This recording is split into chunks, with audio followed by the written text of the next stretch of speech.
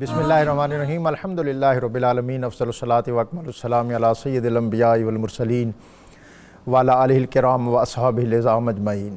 لفظ لفظ نور اور حرف حرف روشنی سے آراستہ نور قرآن کے ساتھ طاہر بخاری آپ سے مخاطب ہے۔ ناظرین، اللہ رب العزت کے فضل اور نبی اکرم رسول محتشم صلی اللہ علیہ وسلم کی خصوصی نگاہ کرم سے نور قرآن کا یہ کیف آفریں اور علم پرور کارواں آج اپنے 23ویں پڑاؤ پہ ایک ایسی منزل پہ آ رکا ہے جہاں پر ہم براہ راست قرآن پاک کے علوم سے اور قرآن پاک کی صورتوں سے اکتساب فیض کریں گے۔ اس سے قبل ہمارا جو سفر تھا اس میں ہم نے قرآن پاک کی مختلف آیات کی روشنی میں ایک اچھے سماج اور معاشرت اور ایک خوبصورت فیملی سسٹم، اس کی ترتیب اور تزئین کے حوالے سے جو قرآن کے احکام ہیں ان سے روشنی حاصل کی کہ ہمارے سماجی رویے کیا ہونے چاہیے۔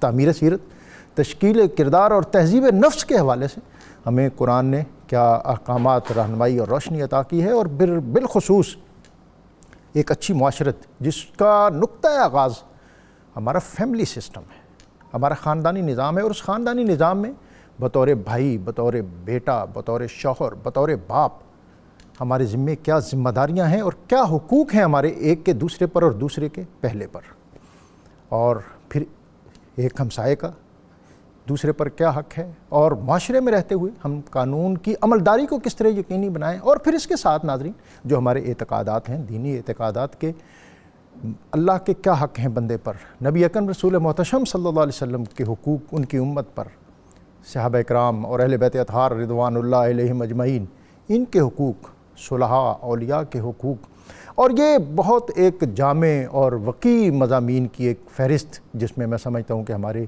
جو محققین اور ریسرچ ٹیم ہے اس کا ایک بڑا کنٹریبیوشن ہے، اور ایک ایسا وسیع ذخیرہ علم ان ڈسکشنز اور ان جو پروگرام ہیں اس کے ذریعے ہمیں عطا ہوا کہ جس کی روشنی ہمیں بہت دیر تک ہماری رہنمائی کرتی رہے گی۔ اور آج ہمارا جو موضوع ہے وہ سورہ یاسین ہے۔ براہ راست ہم آج کے بعد جو آئندہ، یہ میں سمجھتا ہوں کہ ماہ رمضان المبارک کا آخری عشرہ اور آخری عشرے میں پھر یہ آخری ہفتہ، اس میں ہم قرآن پاک کے براہ راست جو سورہ مختلف صورتیں ہیں ان سے رہنمائی لیں گے، اکتساب علم کریں گے، اکتساب فیض کریں گے۔ اس سلسلے میں سورہ یاسین جس کو قرآن پاک کا دل کہا گیا ہے، جو شخص صبح پڑھے شام تک اور شام پڑھے صبح تک، اللہ تعالیٰ کی حفاظت اور مقاصد میں کامیابی اس کو عطا ہوتی ہے، اور جو ایک مرتبہ پڑھے اس کو 10 قرآن پاک پڑھنے کا ثواب میسر آتا ہے، اور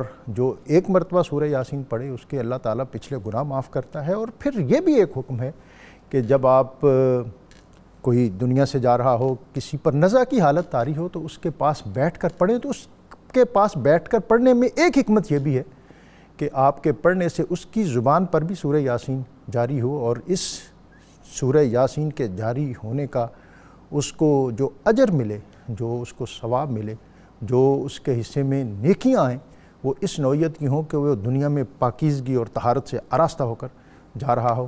ہم نے اس کا فلسفہ صرف اس حد تک محدود کر لیا کہ شاید اس سے جان نکلنے میں سہولت ہوتی ہے، یہ بھی ہوگا، لیکن اس کے جو دیگر بہت سے پہلو ہیں، اور بالخصوص سورہ یاسین کے جو مضامین ہیں ان کو ہم نے بہرحال بہت سے پہلوؤں پہ سے نظر انداز کیا۔ آج ہم اس کا بھی جائزہ لیں گے، اور یہ جو سورہ ہے اس کے اندر یہ مکہ میں نازل ہوئی، اور مکہ میں جب نازل ہوئی تو اس وقت کے جو حالات تھے اس میں بت پرستی تھی، اس میں دیگر جو مختلف ان کی قباحتیں تھیں ان کو بھی قرآن پاک میں براہ راست اس میں ایڈریس کیا گیا ہے۔ اس اہم سورہ پر آج بات کرنے کے لیے ہمارے پاس بہت وقی اور معتبر شخصیات، مفتی محمد فاروق القادری صاحب، آپ ان سے آگاہ ہیں اور وہ آپ سے آگاہ ہیں، اور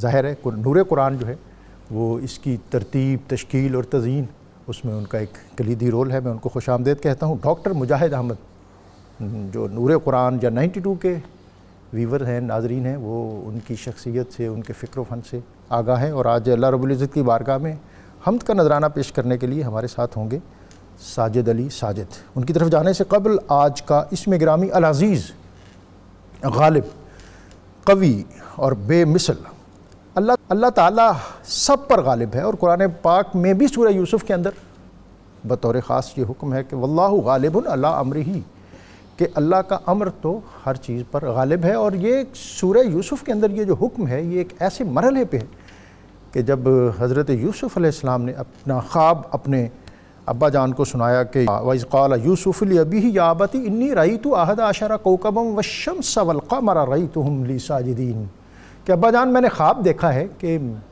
11 چاند سورج ستارے مجھے سجدہ کر رہے ہیں۔ تو والد گرامی نے کہا کہ لا تقصص رؤیاک علی اخوتک کہ بیٹا یہ خواب اپنے بھائیوں کو بیان نہ کرنا کہ وہ تمہارے خلاف سازش کریں گے۔ بہرحال وہ سازش ہوئی، کنویں میں پھینکے گئے، جیل، قید و بند، مصر کے بازار، نہ جانے کیا کیا، اور پھر بالآخر مصر کے تخت پر تشریف فرما ہوئے اور وہ چاند سورج ستارے ان کے سامنے آئے، اور پھر اللہ نے کہا کہ واللہ غالب علی امرہ کہ اللہ کا امر تو ہر چیز پر غالب ہے۔ اللہ تعالیٰ اپنی رحمتوں اور عافیتوں کا ہم پر سایہ رکھے۔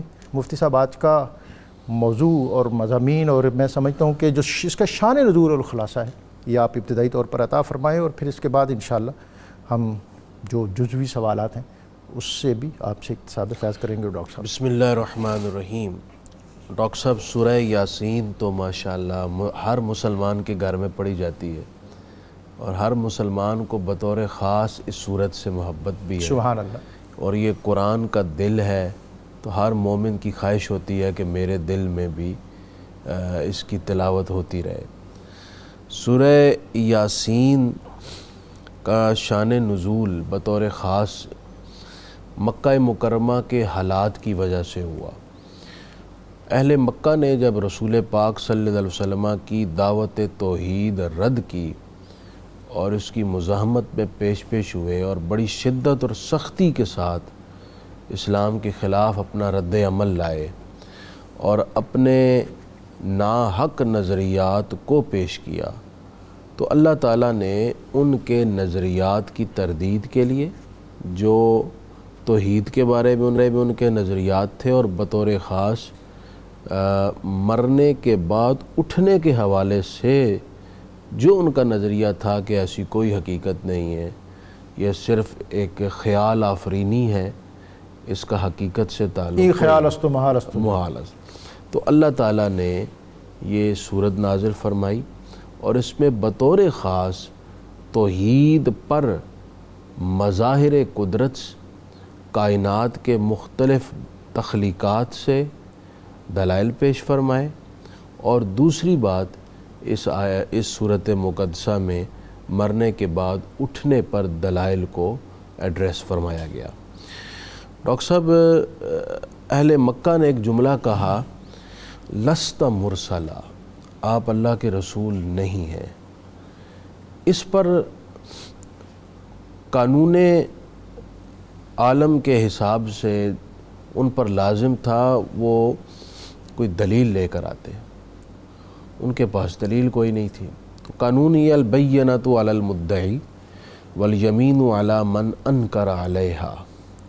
شاہ عبدالعزیز محدث دہلوی کہتے ہیں کہ وہ جب کوئی بینہ، کوئی شہادت، کوئی دلیل نہ لا سکے تو اس قانون کے مطابق جواباً نبی پاک صلی اللہ علیہ وآلہ وسلم پر قسم آ گئی کہ آپ اپنی رسالت کے حق میں کہ میں رسول ہوں قسم اٹھا لیں، فیصلہ آپ کے حق میں ہو جائے گا۔ جب قسم اٹھانے کا وقت آیا تو اللہ تعالیٰ نے اپنے حبیب کو روک دیا، فرمایا محبوب آپ قسم نہیں اٹھائیں گے، آپ کو رسول ہم نے بنایا، آپ کے رسول بن کر آنے کا دعویٰ بھی ہم نے کیا، اعلان بھی ہم نے کیا، اب جب قسم اٹھانے کا وقت آیا تو قسم بھی ہم اٹھائیں گے۔ واہ واہ واہ، تو اللہ تعالیٰ نے اپنے حبیب کے دفاع میں خود قسم اٹھائی، سبحان اللہ، اور یہ بہت بڑی عظمت ہے رسول پاک صلی اللہ علیہ وسلم کی کہ اللہ تعالیٰ نہ صرف آپ کی طرف سے جواب دیتا ہے بلکہ خود قسم اٹھا کر اپنے حبیب کی شان اور عظمت کا دفاع کرتا ہے اور حقیقت کا اظہار فرماتا ہے۔ لہٰذا سورہ یاسین نازل ہوئی اور اللہ تعالیٰ نے فرمایا یاسین، اللہ، سبحان لفظ یاسین حروف مقطعات میں سے ہے۔ سبحان اللہ۔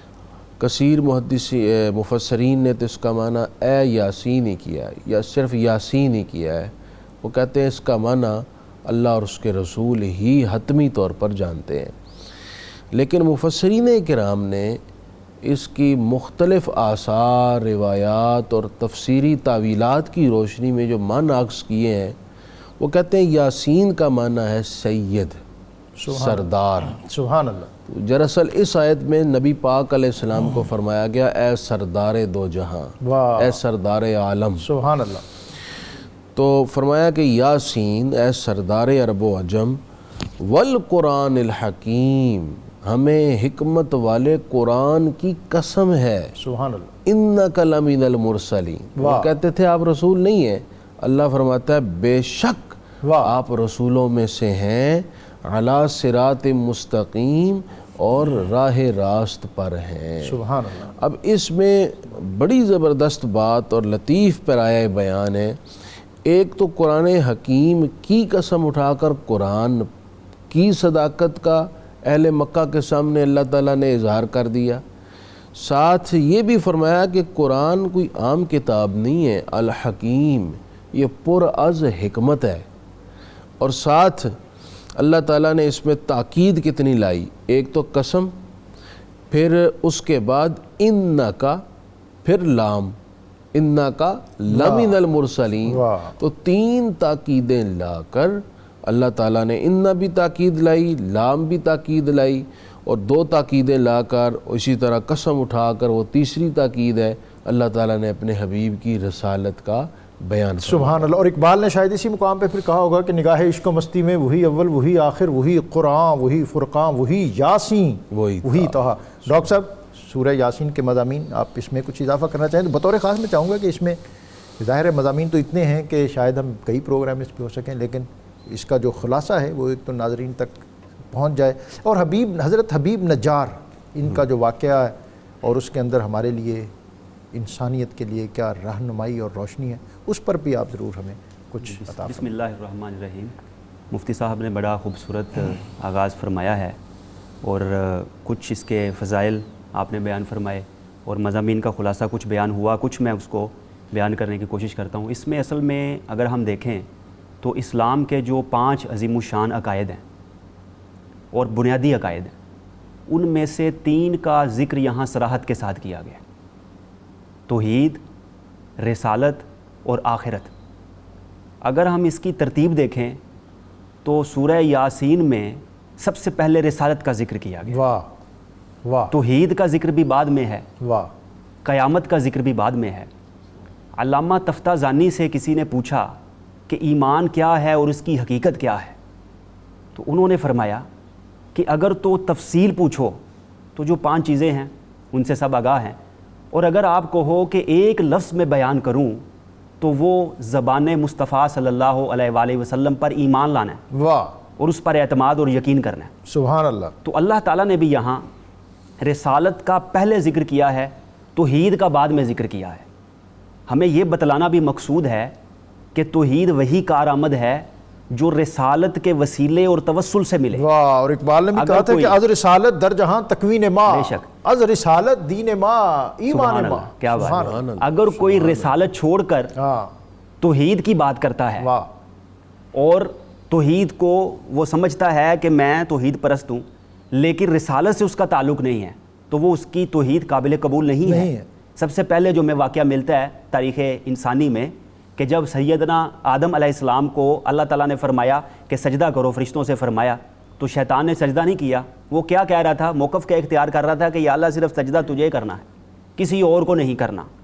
تو مواہد تو تھا، جنت پر ایمان بھی تھا، جہنم بھی دیکھا بھالا تھا، فرشتے تو ساتھ تھے، کس کا منکر ہوا؟ رسالت کا۔ رسالت۔ تو اللہ تعالیٰ نے فرمایا وَكَانَ مِنَ الْكَافِرِينَ، راندہ درگاہ ہو گیا۔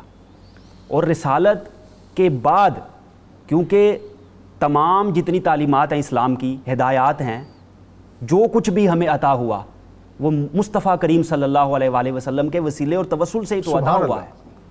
اسی لیے توحید وہی قابل قبول ہے جو نبی کریم صلی اللہ علیہ وآلہ وسلم کی محبت کا چراغ سینے میں روشن ہو اور انسان اللہ تعالیٰ کی وحدانیت کا اقرار کرے، کیونکہ انہوں نے ہی ہمیں بتایا ہے کہ اللہ ہے، قل هو اللہ احد۔ یہاں بھی توحید کا اعلان کیا تو اے نبی آپ کہہ دیجئے، قل کہہ کے اپنی بات بھی منہ سے تیرے سنی، اتنی ہے گفتگو تیری اللہ کو پسند۔ اور پھر توحید کی بات دیکھیے، جب توحید کی بات کی تو توحید کے شواہد بیان کیے، اور وہ شواہد کیا ہیں؟ عقلی طور پر بیان کیا ان کو کہ اللہ تعالیٰ وہ ہے کہ جس کے تم منکر ہو رہے ہو، اور اللہ تعالیٰ تو وہ ذات ہے جس نے چاند اور سورج کو تخلیق کیا ہے، اور یہ مقررہ اوقات میں اور مقررہ محور میں چلتے ہیں. کسی کی مجال اور جرت نہیں کہ اپنے محور سے اور اپنے وقت سے ادھر ادھر ہو جائے. کیا کہنے، جہاں اس نے مقرر کر دیا وہیں پہ ہیں. اور کشتیوں کی مثال دی کہ کشتیاں بوجھ اٹھاتی ہیں، کون ان کو سنبھالے ہوئے ہے؟ عقل تو یہ کہتی ہے انہیں ڈوب جانا چاہیے، کیونکہ جب پانی پہ وزن آئے گا ایسا تو اس کو ڈوب جانا چاہیے. لیکن اللہ تعالیٰ نے فرمایا کہ اللہ تعالیٰ ہی انہیں سنبھالے ہوئے ہے. ہاں جب اس کی رضا ہوتی ہے اور جب اس کا ارادہ ہوتا ہے تو وہ کشتیاں ڈوب بھی جایا کرتی ہیں. تو اللہ تعالیٰ نے اس کے علاوہ توحید کے یہ دلائل دیتے ہوئے فرمایا کہ جتنی چیزیں کائنات میں نظر آ رہی ہیں اور اللہ تعالیٰ کے یہ سب دلائل ہیں. کسی شاعر نے بھی کہا تھا کہ ہر شے تیرے وجود کی آئینہ دار ہے، ہر شے پکارتی ہے کہ تو پروردگار ہے. اور ایک مختصر سا واقعہ سنا کے اپنی بات ختم کرتا ہوں کہ جس کو لکھا ہے تفسیر کبیر میں علامہ فخر الدین رازی نے. وہ کہتے ہیں کہ ایک شخص جو اللہ تعالیٰ کے وجود کا منکر تھا، تو اس نے ایک بڑھیا سے پوچھا، بظاہر وہ پڑھی لکھی نہیں تھی، کہ اللہ کی توحید کی دلیل کیا ہے؟ اس نے کہا میرا یہ چرخہ. اس نے کہا وہ کیسے؟ اس نے کہا جب یہ کسی چلانے والے کے بغیر نہیں چل سکتا تو کائنات کا نظام کیسے چل سکتا ہے؟ اب اس نے کہا ہو سکتا ہے کسی کے دل میں شک ہو کہ اللہ ایک سے زائد بھی ہو سکتے ہیں معبود. تو اس نے کہا اس کا رد بھی یہ میرا چرخہ کر رہا ہے. کیوں؟ اگر اس کو 2 خواتین چلائیں گی تو یہ ٹوٹ پھوٹ کا شکار ہو جائے گا، سوت کتے گا نہیں. تو یہ میرا چرخہ ہی اس کی دلیل ہے. تو جو اہل حق ہیں، اہل ایمان ہیں، وہ ہر شے میں اللہ تعالیٰ کے جلوے دیکھتے ہیں اور توحید کی دلیل تلاش کر لیتے ہیں. جی مفتی صاحب، آگے جو اس میں بطور خاص، یہ تو وقت کم تھا، حبیب نجار وہ اگر آپ اس کو لائیں، اور اہل انطاکیہ جو ہے ان کے اصولوں کی دعوت اور پھر اس کی جو تفصیل ہے اس کو بھی آپ تھوڑا ڈاکٹر صاحب. اہل انطاکیہ ایک سرسبز و شاداب شہر تھا. مفسرین کرام میں سے بعض نے یہ واقعہ اہل انطاکیہ کا نقل کیا ہے، اور بعض نے کہا نہیں یہ کوئی بھی شہر ہے، انطاکیہ کے ساتھ ہمیں اس کو بطور خاص تخصیص اور تعیین کرنے کی ضرورت ہے. بہرحال کسی بھی شہر کا یہ واقعہ ہے. مفسرین کرام میں سے بعض نے اہل انطاکیہ کا نقل کیا ہے، ابن کثیر نے اس کو رد کیا. وہاں 2 رسول پہلے تشریف لائے. وَجَاءَ مِنْ أَقْصَى الْمَدِينَةِ رَجُلٌ يَسْعَىٰ. پہلے 2 رسول تشریف لائے. قرآن کہتا ہے اِذْ أَرْسَلْنَا إِلَيْهِ مُثْنَيْنِ فَكَذَّبُوهُمَا. انہوں نے ان کی تکذیب کی، رسولوں کی دعوت کو جھٹلایا، ان کے دلائل کا جواب تو نہیں دے سکے، بس ان پر الزامات لگائے. اور سب سے بڑا انہوں نے انکار کرنے کا سبب جو ذکر کیا، کہنے لگے ما انتم الا بشر مثلنا، آپ تو ہماری طرح چلتے ہیں، کھاتے ہیں، پیتے ہیں، باتیں کرتے ہیں. اگر آپ رسول ہوتے تو پھر آپ فرشتے ہوتے. ان کے نزدیک رسول ہونے کے لیے انسان ہونا یہ محال ہے. رسول وہ ہوگا جو انسان نہیں ہوگا. تو پھر انہوں نے ایک بڑی عجیب و غریب بات کی جو آج ہمارے معاشرے میں بھی پائی جاتی ہے. قرآن مجید نے اس کا رد یہاں پر کیا. انہوں نے کہا اِنَّا تَطَيَّرْنَا بِكُمْ، ہم تو تمہیں اپنے لیے بدفعال سمجھتے ہیں. اللہ. انہوں نے کہا کہ جب سے آپ ہمارے علاقے میں آئے ہیں یہاں ہماری معاشی خوشحالی بدحالی میں بدل گئی ہے. کبھی بیماری آ جاتی ہے، کبھی قحط سالی آ جاتی ہے، ہم مختلف پریشانیوں کا شکار ہیں، اور یہ سب کا سب تمہاری وجہ سے ہوا ہے. یہ جو تصور ہے نا بدشگونی اور بدفعالی کا، اس کا اور جہالیت کا آپس میں چولی دامن کا ساتھ ہے. جو بندہ جتنا زیادہ جاہل ہوگا اتنا ہی زیادہ ممکن ہے کہ وہ بدشگون اور بدفعال بھی ہو. یہی وجہ ہے کہ آج ہمارے معاشرے میں بھی چھوٹی چھوٹی باتوں پر بدشگونی اور بدفعالی لی جاتی ہے. راستہ بلی کاٹ لے، بس ایک ڈر سوار ہوتا ہے ذہن میں کہ آج کوئی نہ کوئی میرے ساتھ حادثہ پیش ہونے والا ہے. اور جب یہ ہر وقت ذہن میں سما جائے چیز تو پھر کوئی نہ کوئی ہو بھی جاتا ہے. اور پھر اس سے وہ باطل نظریہ مزید پختہ ہو جاتا ہے. اسی طرح نئی گاڑی لیں گے تو آگے کالا کپڑا باندھ دیں گے کہ شاید میں اس سے حادثے سے محفوظ رہوں گا. نئی دلہن بیاہ کر لائے ہیں، خاندان میں کوئی مصیبت آ گئی تو سارا اس کے سر پر ڈال دیں گے کہ اس کے آنے سے ہم پر مصیبتوں کے دروازے کھل گئے ہیں. جیسے اس شہر کے لوگوں نے کہا کہ آپ آئے ہیں تو ہمارے شہر میں وبائیں پھوٹ پڑیں, ہماری شادابی ویرانی میں تبدیل ہونے لگ پڑی. اس کا سبب آپ ہیں. لَإِن لَّمْ تَنْتَهُوا لَنَرْجُمَنَّكُمْ وَلَا يَمَسَّنَّكُمْ مِنَّا عَذَابٌ أَلِيمٌ. بہتر ہے کہ آپ اپنے اس عمل سے باز آ جائیں, ہمیں دعوت حق دینا چھوڑ دیں, ورنہ ہم آپ کو بیچ چوراہے میں سزا دیں گے, پتھر ماریں گے, اور ہماری طرف سے آپ کو دردناک اذیت پہنچے گی. قالو, انبیاء کرام نے فرمایا, طائرکم معکم, تمہاری بدفعلی تمہارے ساتھ ہے. اَإِن ذُكِّرْتُمْ, حیرت ہے اگر تمہیں نصیحت کی جاتی ہے, بل انتم قوم مسرفون, تو تم دھمکیاں دینے لگ پڑتے ہو, اپنی حد سے آگے بڑھ جاتے ہو. تم پر تو حیرت ہے, تم بجائے نصیحت کو قبول کرنے کے تم اس نصیحت کو رد کرتے ہو اور ہمیں دھمکیاں دیتے ہو.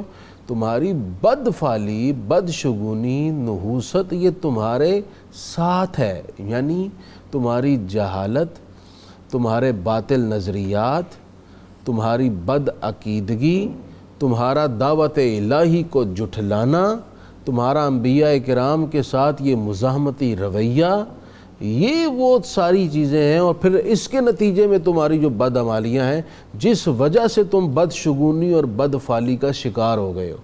ڈاکٹر صاحب, یہ ہمارا معاشرتی رویہ بھی ہے کہ جو آدمی جتنا زیادہ دین سے دور ہوتا ہے اتنا ہی زیادہ وہ جہالت کے قریب ہو جاتا ہے, اور اس طرح کی پگ ڈنڈیوں کا وہ شکار ہو جاتا ہے. تو یہ ایک نیچرل سی بات ہے, جب آپ حقیقت اور حق سے دور ہوں گے جی ہاں, تو پھر ظاہر ہے اندھیرے اور تاریکیاں آپ کا کو گھیر لیں گی اپنی طرف.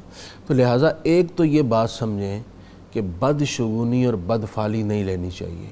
نبی کریم صلی اللہ علیہ وسلم خود آپ نیک فعل پسند کرتے تھے. سبحان اللہ. تو صحابہ کرام نے عرض کی, یا رسول اللہ یہ نیک فعل کیا چیز ہے؟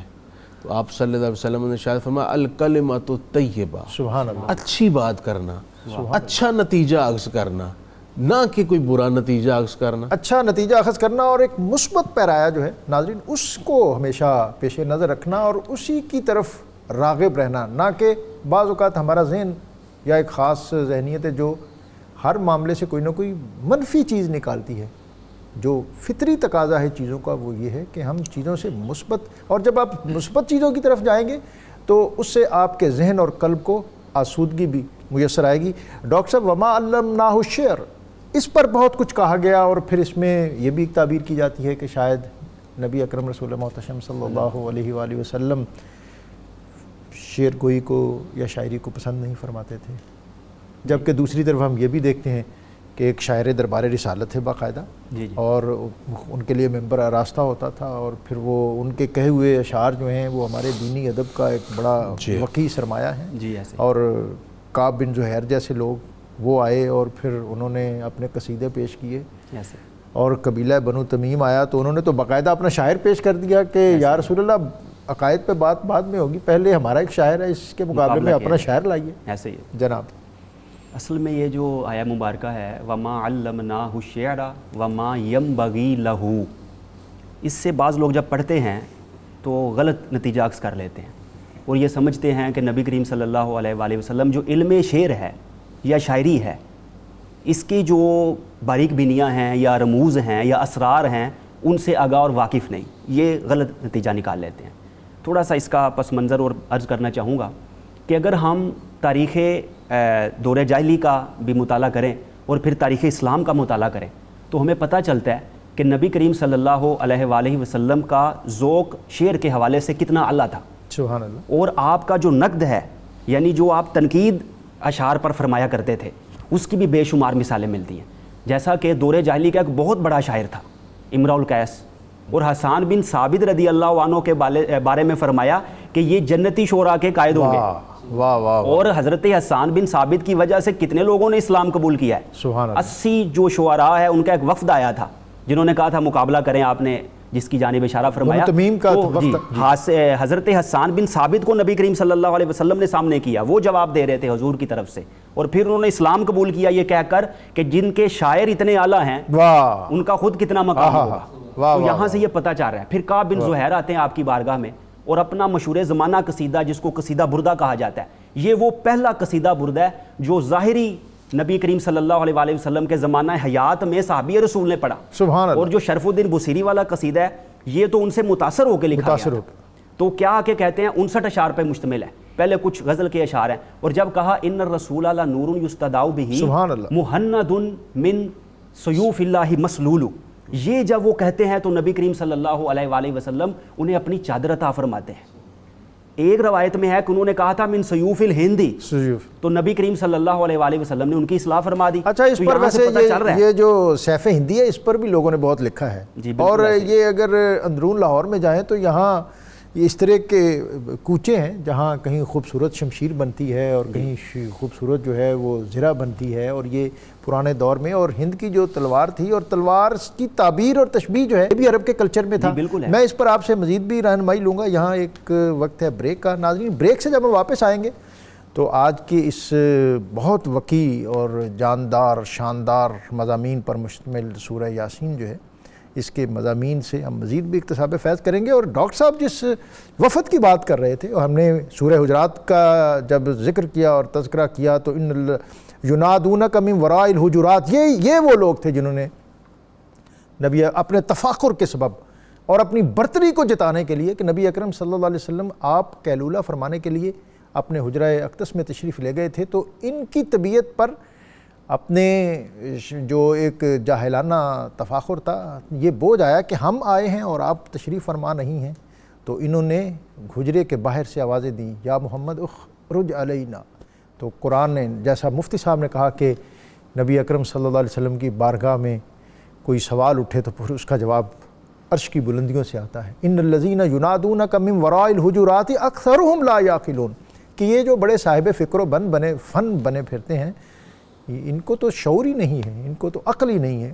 اور پھر حضرت حسان اور پھر زبرقان ان کا شاعر اور خطیب ان کا، اور پھر انہوں نے سرنڈر کیا اور اقرا بن حابس کھڑے ہوئے کہ یا رسول اللہ، آپ کا خطیب ہمارے خطیب سے بڑھ کر ہے اور آپ کا شاعر ہمارے شاعر سے بڑھ کر ہے۔ آج ہم سورہ یاسین کے انہی مضامین پر مزید بات کریں گے۔ یہاں وقت ہے ایک بریک کا، بریک سے واپس آئیں گے تو اپنے علماء سے مزید اکتساب علم کریں گے۔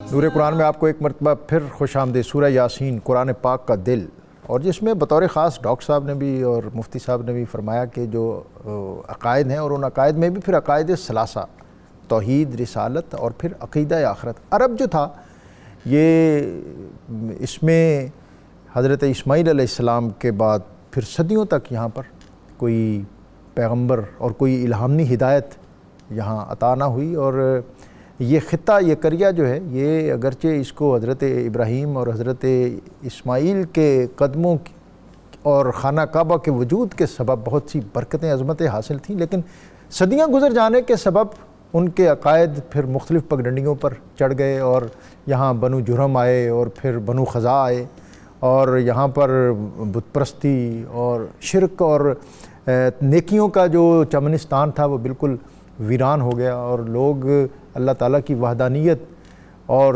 جو الہامی ہدایت اور بالخصوص جو عقیدہ آخرت ہے اس کو بھی بھول گئے۔ کعبے کے ساتھ البتہ ان کا جو تعلق تھا وہ بڑا مضبوط تھا، ان کو اور کام ہی کوئی نہیں تھا، صبح آتے تو اس کا طواف کرتے، شام کو جاتے تو اس کا طواف کرتے، اس کے ارد گرد مسندیں بچھاتے، اور ناظرین ایک یہ بڑا اور کام کرتے، لمبے سفر کرتے تھے تجارتی، 4-4 6-6 ماہ ان کو مکے سے باہر رہنا پڑتا تھا، تو یہیں سے کوئی پتھر اٹھا لیتے اور پھر جہاں کہیں دل چاہتا اس کو رکھتے، اس کے گرد طواف بھی کر لیتے، اور یہیں سے پھر ایک بت پرستی اور پوجا پاٹ کا سلسلہ بھی شروع ہوا۔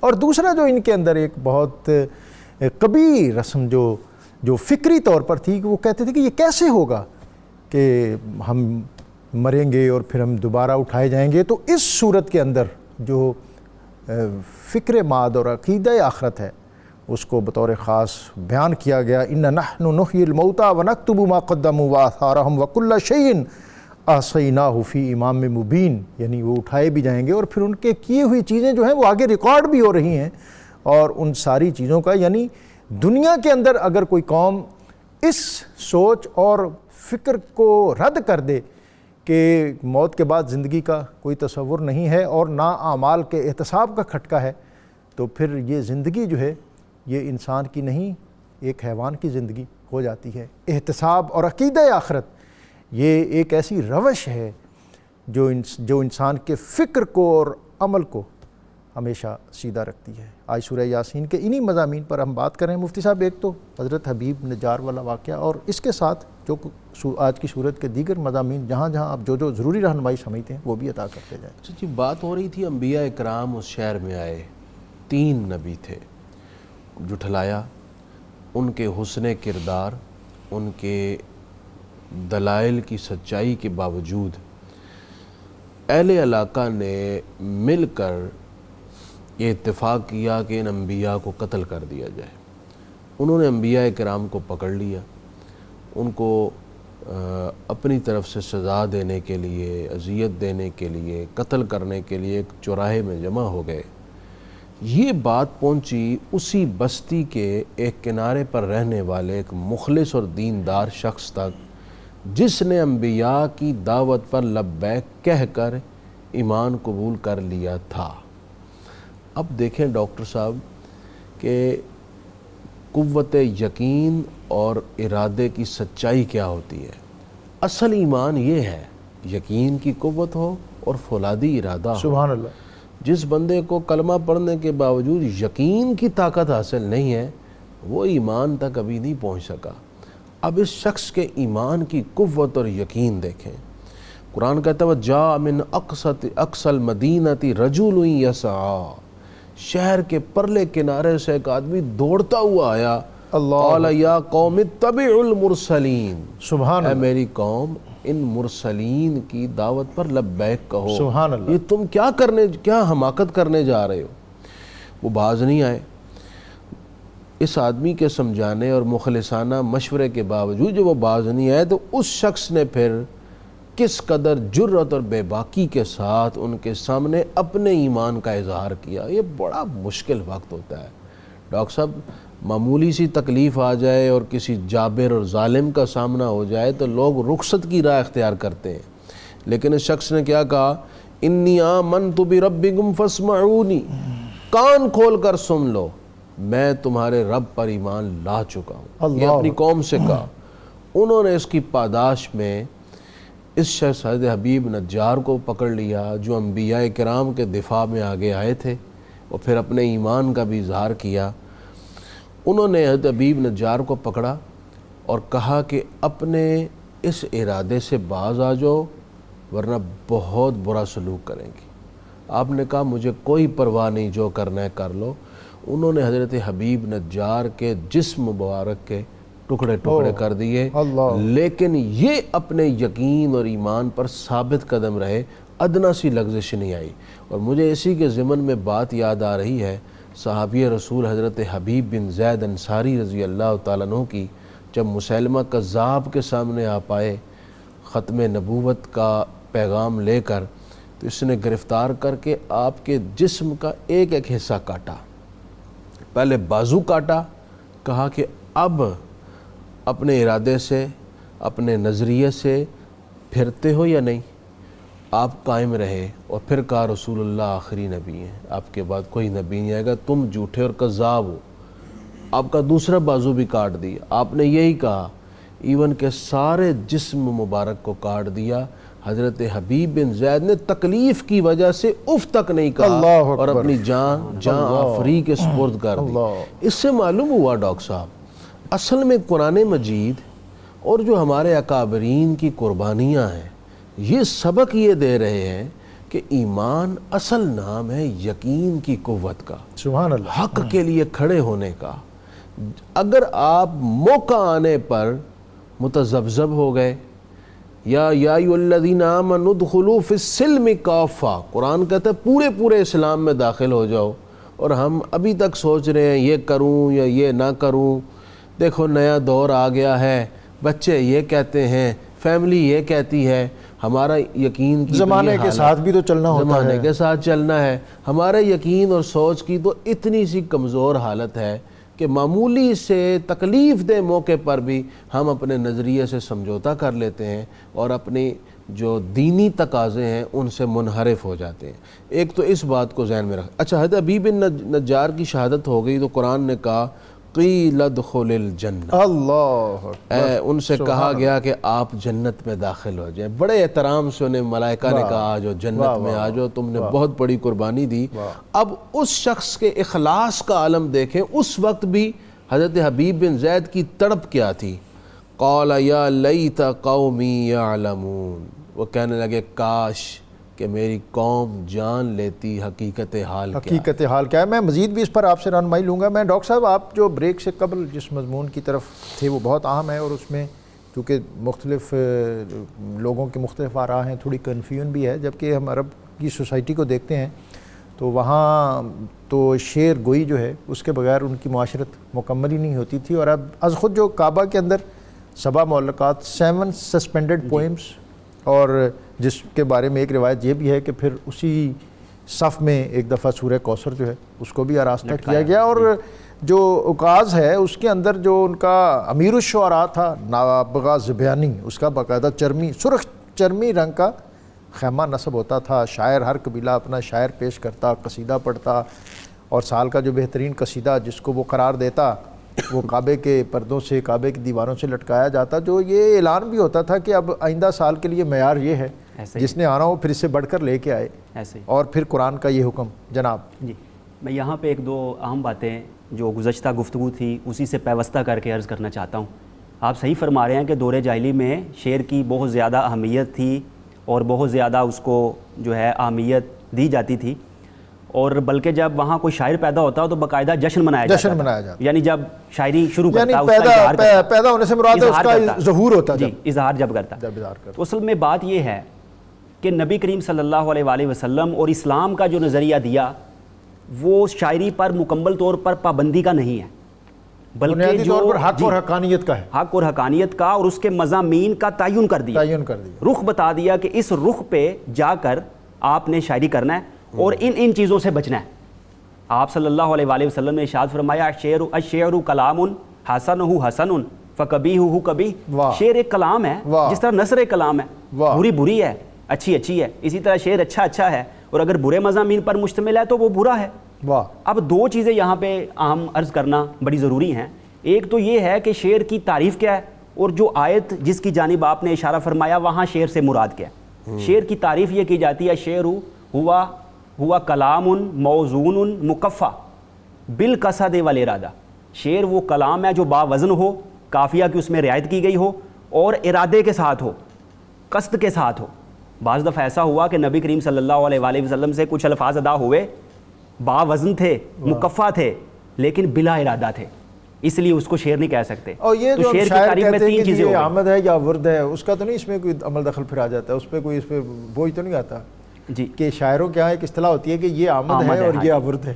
جی جی، یہ معاملہ بھی ہے۔ اقبال سے بھی کسی نے پوچھا تھا تو جب قرآن پاک کی وحی کے حوالے سے، یہ تو ایف سی کالج کے شاید پرنسپل تھے، تو انہوں نے کہا کہ اقبال تیرا جیسا جینیس آدمی بھی یہ سوچتا ہے کہ تیرے پروفٹ پر وحی نازل ہوتی تھی؟ تو اقبال نے کہا تھا کہ تم ان کی بات کرتے ہو، میں جب شعر کہتا ہوں تو مجھے ایسے لگتا ہے کہ جیسے مجھ پر کوئی چیز اتر رہی ہے اور میں اس کو بولتا جا رہا ہوں۔ جی ایسا ہی ہے۔ اور نبی کریم صلی اللہ علیہ وآلہ وسلم کا معاملہ تو وما ينطق عن الهوى ان هو الا وحی یوحى، ان کا تو معاملہ یہ ہر لفظ ہی وحی الہی ہے۔ تو میں عرض کر رہا تھا کہ ایک تو یہ ہو گئی اصطلاحی تعریف، اب دوسری جو اہم بات ہے وہ یہ ہے کہ اس آیت میں شعر سے کیا مراد ہے، وہ ہمیں پھر جاہلی تاریخ کی جانب رخ کرنا پڑے گا۔ جاہلی جو دور کے لوگ ہیں وہ کہا کرتے تھے کہ اعذب الشعر اکذبھا، سب سے اچھا اور میٹھا شعر وہ ہے جو سب سے زیادہ جس میں جھوٹ ہو، وہ ہے۔ تو اس آیت میں جو مفسرین اکرام نے لکھا الشعر سے مراد ہے جھوٹ، دل فریب اور من گھڑت کہانیاں جن کی طرف طبیعت انسانی مائل ہو جاتی ہے۔ تو اب اس کو آیت کو دیکھیے کہ اللہ تعالیٰ نے فرمایا اے حبیب صلی اللہ علیہ وآلہ وسلم ہم نے آپ کو جھوٹ، دل فریب اور من گھڑت کہانیاں یہ کہنا سکھایا ہی نہیں اور یہ آپ کی شان کے لائق ہی نہیں ہے۔ تو سکھایا کیا؟ فرمایا ان ہوا الا ذکر و قرآن مبین، سکھایا یہ ہے قرآن جو بہت واضح ہے اور جو نصیحت ہے یہ آپ کو سکھایا ہے۔ تو یہاں سے معلوم ہو گیا کہ نبی کریم صلی اللہ علیہ وآلہ وسلم ساری گفتگو سے کہ شعر کا علم جانتے تھے لیکن شعر کہا نہیں کرتے تھے، یہ یہاں سے معلوم ہو گیا۔ اور یہ ہم نسبت نہیں کر سکتے کہ نبی کریم صلی اللہ علیہ وآلہ وسلم شعر کے علم سے ہی نعوذ باللہ بہت سے مقامات ایسے ہیں جہاں آپ نے اصلاح فرمائی ہے، جی اصلاح فرمائی، اور قرآن میں ہے وَعَلَّمَكَ مَا لَمْ تَكُنْ تَعْلَمْ، تو اس ماں کے دائرہ کار سے کوئی چیز باہر نہیں ہے۔ جس طرح للہ ما فی السماوات و ما فی الارض، اللہ کا ہے جو کچھ زمین میں ہے جو کچھ آسمانوں میں ہے، تو اس ماں کے دائرہ کار سے بھی کوئی باہر نہیں، اور نبی کریم صلی اللہ علیہ وآلہ وسلم کے علم کے دائرہ کار سے بھی کچھ باہر نہیں، ہماری نسبت سے لا محدود ہے۔ واہ، سفینہ چاہیے اس بحر بے کراں کے لیے۔ اختتام پہ ہیں اور آپ ان کو سمیٹ دیں ایسے کہ جو سننے والے ہیں ان کے اندر یہ اشتیاق پیدا ہو کہ وہ از خود پھر سورہ یاسین کھول کے بیٹھیں اور پھر پڑھیں۔ ایک تو جی اس سورت کی آیت نمبر 47 میں سرمایہ دارانہ ذہنیت کی، ہاں یہ بڑا ضروری ہے، یہ بہت ضروری ہے۔ یہ سوچ آپ اندازہ کیجئے کہ زمانہ جاہلیت میں بھی تھی۔ ان لوگوں نے کہا کہ انطعم من لو یشاء اللہ طعمہ، ان معاشی بدحال ضرورت مندوں کو کھلانے کی، ان کی مدد کرنے کی کیا ضرورت ہے؟ اگر یہ اتنے ہی اہمیت کے حامل ہوتے تو اللہ خود انہیں کھلا دیتا، انہیں رزق دے دیتا۔ جب اللہ نے انہیں رزق نہیں دیا تو ہم انہیں رزق کیوں دیں؟ یہ گھٹیا سوچ تھی ان کی۔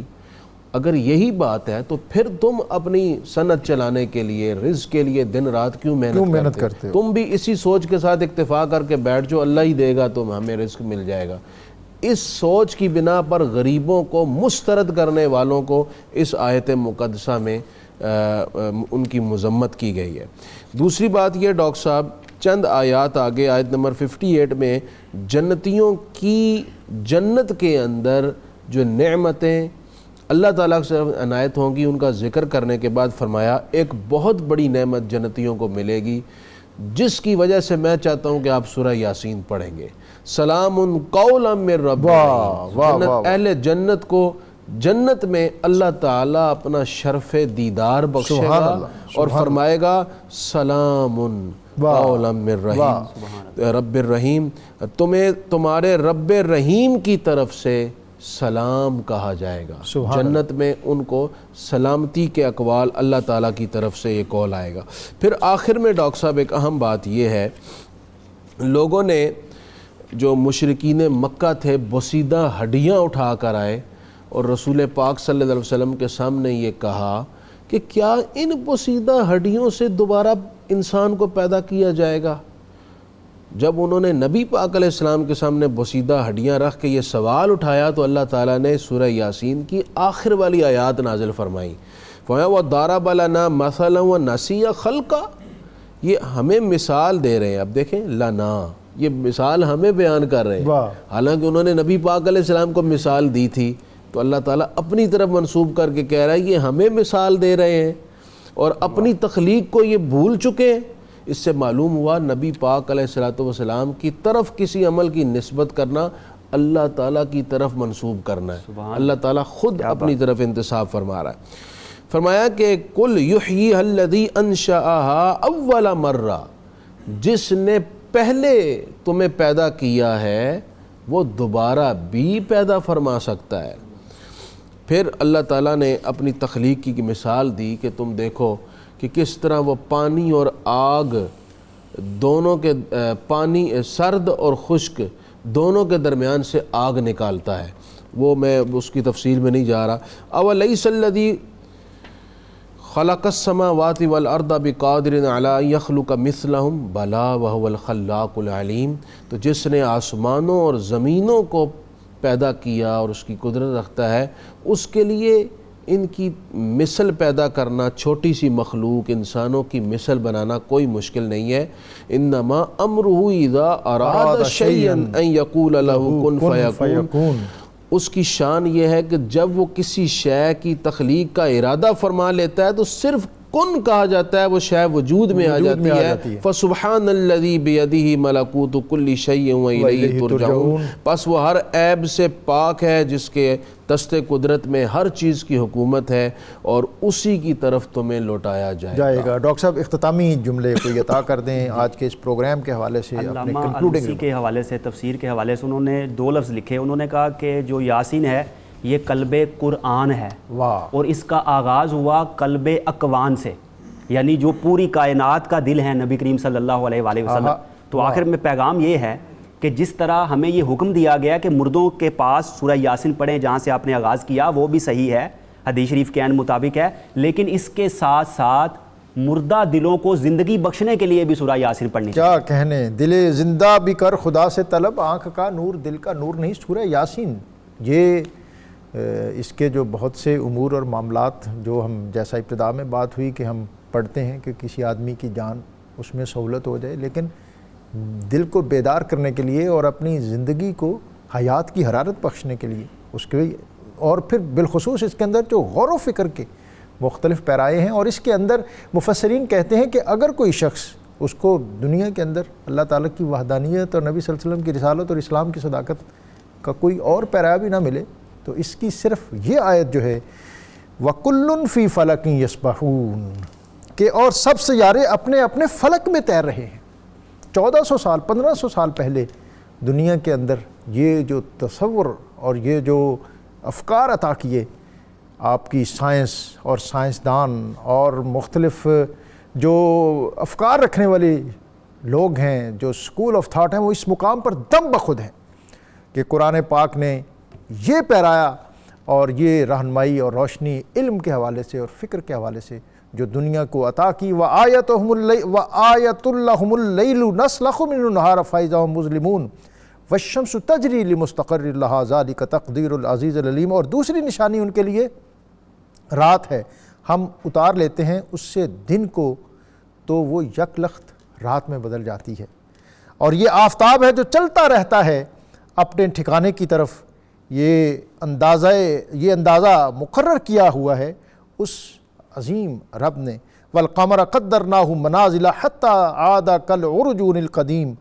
اور ذرا چاند کو تو دیکھو، ہم نے مقرر کر دی ہیں ان کے لیے، اس کے لیے منزلیں، اور ہو جاتا ہے وہ کھجور کی بوسیدہ شاخ کی طرح. للشمس ينبغي لها ان تدرك القمر ولا الليل سابق النهار. نہ سورج کی یہ مجال ہے کہ پیچھے سے چاند کو آپ پکڑے، اور نہ رات کی یہ طاقت ہے کہ وہ دن سے آگے نکل جائے. یہ اس کائنات کا نظام جس کے آگے انسانی عقل دنگ ہے، اس کو قرآن پاک کی سورہ یاسین کی ان آیات میں جس بسیط اور بلیغ انداز میں بیان کیا گیا ہے، وہ ہمیں رہنمائی بھی عطا کرتی ہیں اور متوجہ بھی کرتی ہیں. اور پھر اللہ تعالیٰ کے وجود اور اس کی وحدانیت اور اس کی طاقت، قوت اور عظمت، اس کا ایک جلوہ جو ہے وہ انسان کی فکر پر آشکارا ہوتا ہے، نازل ہوتا ہے. سورہ یاسین اور قرآن پاک کی جو دیگر مضامین ہیں ان سے ہمیں بطور خاص ماہ رمضان المبارک کا جو ایک خاص تعلق ہے قرآن کے ساتھ، اس نسبت سے ہمیں چاہیے کہ ہم قرآن پاک کی تلاوت کو اپنے اوپر لازم کریں اور پھر اس کے معنی اور مفاہیم جو ہیں ان کو بھی سمجھیں. میں اپنے مہمانوں کا شکریہ ادا کرتا ہوں کہ انہوں نے آج کے اس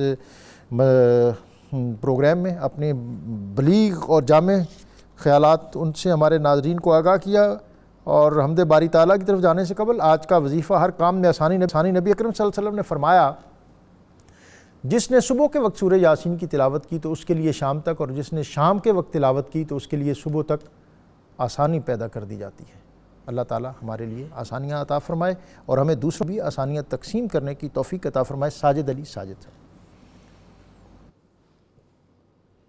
خودی کا سر نہا لا الہ الا اللہ لا الہ الا اللہ خودی ہے تیغ فساں لا الہ الا اللہ لا الہ الا اللہ۔ یہ دور اپنے براہیم کی تلاش میں ہے، یہ دور اپنے براہیم کی تلاش میں ہے، صنم کدا ہے جہاں لا الہ الا اللہ لا الہ الا اللہ۔ یہ مال و دولت دنیا، یہ رشتہ و پیوند، یہ مال و دولت دنیا، یہ رشتہ و پیوند، بتان وہم و گما لا الہ الا اللہ لا الہ الا اللہ۔ اگرچہ بت ہیں جماعت کی آستینوں میں، اگرچہ بت ہیں جماعت کی آستینوں میں، مجھے ہے حکم اذاں لا الہ الا اللہ لا الہ الا اللہ۔ کیا ہے تو نے متاع غرور کا سودا، کیا ہے تو نے متاع غرور کا سودا، فریب سود و زیاں لا الہ الا اللہ لا الہ الا اللہ۔ یہ نغمہ فصل گلوں لالا کا نہیں پابند، یہ نغمہ فصل گلوں لالا کا نہیں پابند، بہار ہو کہ خزاں لا الہ الا اللہ لا الہ الا اللہ۔